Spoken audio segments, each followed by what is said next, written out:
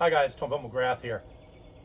I'm going to give you a short warm-up drill for those who are going through the Learning Through Comparisons course. And this little mini drill works well for both a Bowie knife, a Kukri, and the single hand hatchet.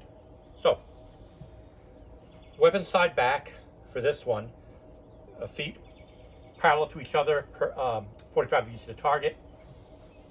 What I'd like you to do is take your left hand, put it over your dominant side pulse, your weapon side pulse to protect it.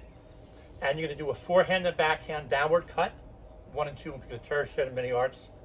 And what I'd like you to think about here is you're using double force at close quarters to give you more power or speed over a heavier weapon. And you want to use that left hand spacer as a buffer to keep that tip away from your shoulder. You don't want to have the back of the blade come in and touch your shoulder. You might do that with a stick. You don't want to do that with a Bowie knife. So a lot of the beginning training is safety with the weapon so you don't hurt yourself.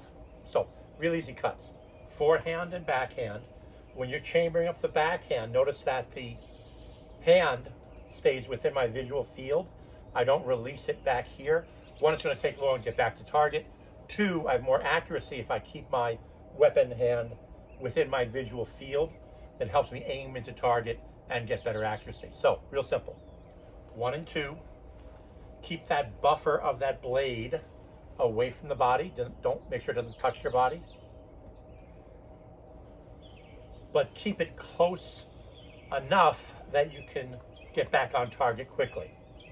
It's one reason we have the left hand connected. Notice my thumb is on top with the other fingers. So if I do techniques where I do have to release, I can. I'm not locked in, chained to that type of connection here. So 1 and 2, bend your knees so the twist comes from your hips and spine, not in your knees. You don't put that force in your knees. Now, what I'd like you to do now is 2 verticals. This time you're going to disengage the hand. So 1, 2 verticals. And what I'm aiming for here with the longer weapons very often will cut to the center line of the body. Here I'd like you to target the opponent's weapon side shoulder on those verticals.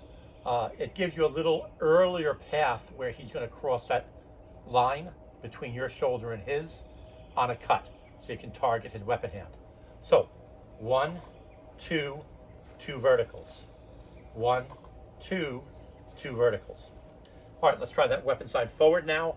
This time, let's say you have a lighter weight weapon or you need that range.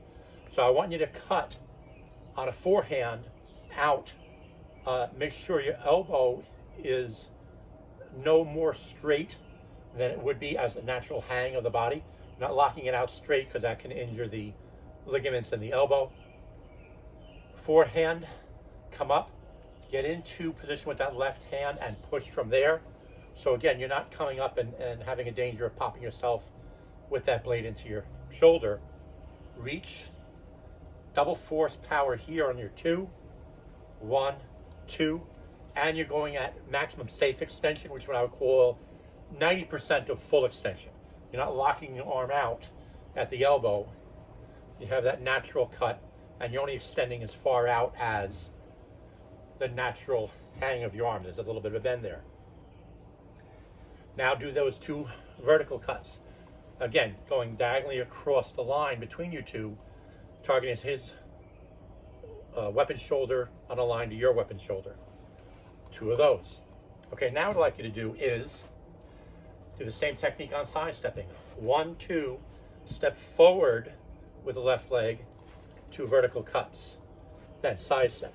1, 2, step forward with the right leg, 2 vertical cuts. Next, I'd like you to do a walking step. I'll demonstrate it sideways here. I'd like you to try this with the normal pattern of walking human beings have, which is usually an opposing gait, meaning the opposite hand, opposite foot come forward. Do this with your knees bent, so your head does not ride up and down. I'm exaggerating, obviously, but shortest distance between 2 distant points is a straight line. When you walk, there's a little bit of head movement vertically up and down. and that changes your brain has to recalculate the distance more complexly than if you just keep your eyes straight. That's why you'll see TAC team members will go on and they have this low walking step, and it looks like they're on a conveyor belt. So the head height does not change. It gives you better accuracy. So I'm going to go 1, 2, vertical, vertical. And because you have 2 verticals, you wind up with 1 of each, a back leg vertical and a front leg vertical. A 1 of each turn, start again.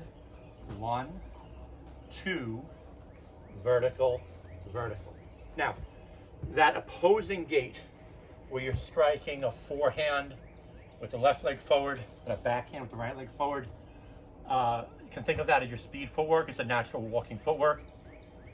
You can also do this called a power step, so you're doing a non-opposing gait. So you're basically walking, you know, with that caveman walk or whatever you call it.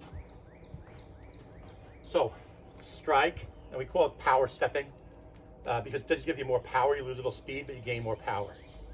2, double force here.